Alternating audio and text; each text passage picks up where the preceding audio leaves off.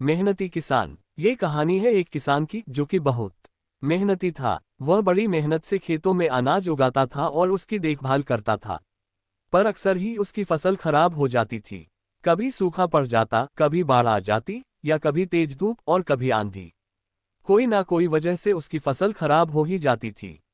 एक दोनों किस पेड़ के नीचे बैठकर अपनी बर्बाद हुई फसल को देख रहा था, और तभी वह गुस्से में आसमान की तरफ देखकर भगवान से कहता है कि मालिक, आपको सब बहुत महान मानते हैं और सबसे ज्यादा ज्ञानी मानते हैं, कहते हैं कि आप सब जानते हैं।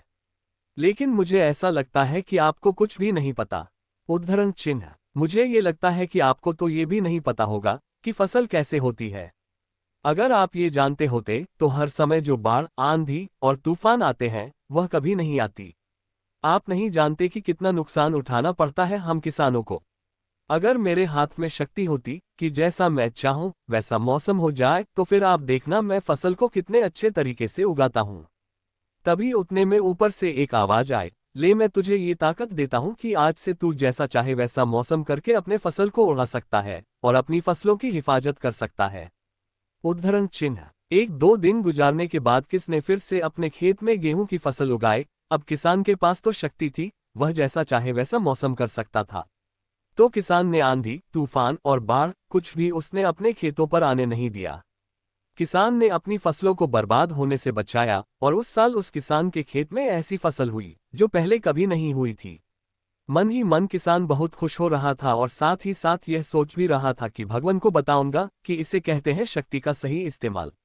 कुछ दिन और गुजरने के बाद फसल काटने के लिए तैयार हो गई। किसान बड़े उत्सुकता के साथ फसल को काटने लगा, पर जैसे ही उसकी नजर गेहूं की बोलियां पर पड़ी तो वह हैरान हो गया, क्योंकि उन वालियों में गेहूं के दाने ही नहीं थे। गेहूं के एक भी बाली के अंदर गेहूं का दाना ही नहीं था, सारी बालियां अंदर से खाली थी। अब वह किस बड़ा परेशान हो गया और फिर से भगवान को पुकारने लगा। वह जोर जोर से चिल्लाकर यह कह रहा था, भगवान, शायद तूने मुझे कोई सजा दी है। तभी ऊपर से आवाज आई कि मैंने तुम्हें कोई सजा नहीं दिया है, बल्कि इसकी जिम्मेदार तो तुम खुद हो। तुमने अपने पौधों को संघर्ष करने का मौका ही नहीं दिया। ना तो तुमने उन्हें आंधियों से जूझने दिया, ना ही तेज बारिश से सहने दिया, और ना ही धूप में तपने दिया। एक भी चुनौती का सामना तुमने उन्हें नहीं करने दिया, इसीलिए सारे पौधे अंदर से खोखले रह गए। जब आंधी, तूफान, तेज बारिश और धूप पड़ती है तभी यह पौधे संघर्ष करते हैं, और इसी संघर्ष से ताकत पैदा होती है। जिसमें पावर होता है, एनर्जी होती है, और इसी संघर्ष से गेहूं का दाना बनता है। तूने उन्हें बुरे वक्त से गुजरते ही नहीं दिया। जहां उनका बनावट होता, सारी बालियां इसलिए खोखली रह गई क्योंकि तुमने अपने पौधों को संघर्ष कराया ही नहीं। सेम यही चीज दोस्तों हमारे साथ भी होती है। इस कहानी से हमें ये सीख मिलती है कि बुरा वक्त जो होता है, जिसे लोग संघर्ष कहते हैं,